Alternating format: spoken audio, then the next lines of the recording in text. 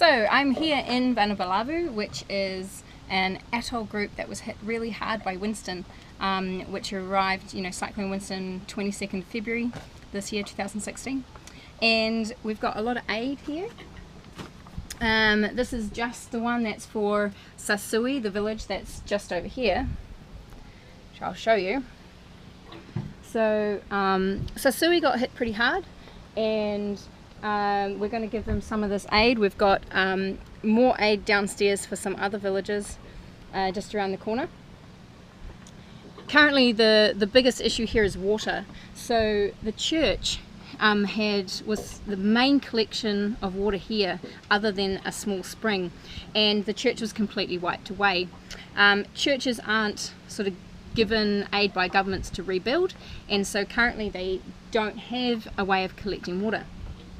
We've just in the last sort of hour had this barge come up, and it's a Sea Mercy barge. It's been donated by a very lovely person, and they've brought a water maker up. So we're just going to try and get that sorted this afternoon. We need to lay cable and start making the water and then pumping it ashore, which is going to be the biggest sort of mission today.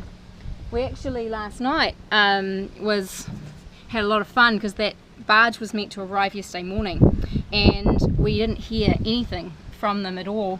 So by the time it was getting night, we were quite concerned. And these waters you don't want to, around this atoll, you don't want to be going around at night time. They have a lot of what we call bommies, there's just random rocks everywhere, lots of shallow areas. But we took the risk, us and the boat which is coordinating Sea Mercy up here, which is over here, a man named Jonathan. We started a kind of rescue mission because we were quite concerned that something might have happened to them. So we were heading out. We're a couple hours into our kind of little mission, and we actually got some radio contact. And luckily, because I think winds, they decided to come in a different passage, and they had lost all communications, but they were okay. These men have been living on this barge, which basically has no cover.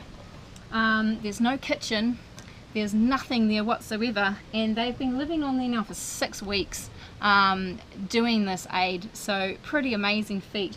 We've just run over some coffee for them and some buns. I'm about to jump down, make them a feed for dinner, because we're all going to be involved in laying this line. So I'm going to make the dinner now, and the other boat's going to make them some lunch, and hopefully we can give them a warm bed for their first time in quite a while. Looks like the villagers are going out currently. So the other villages around, the other things that are happening today is just around here, around the corner, a bit further along. There's another village which is having medical personnel going to it. There's a clinic happening today. Yesterday in Avea, I went with David on this boat and another 2 boats to Avea. Avea was really badly hit. Out of 26 houses, they lost 20. They only had 6 left. And so it was quite an emotional day for me, seeing all of this damage, especially done by storms that they shouldn't be this bad, because of the pollution that we've been putting out in the world. So I heard a lot of stories. I spent a lot of time with the people there.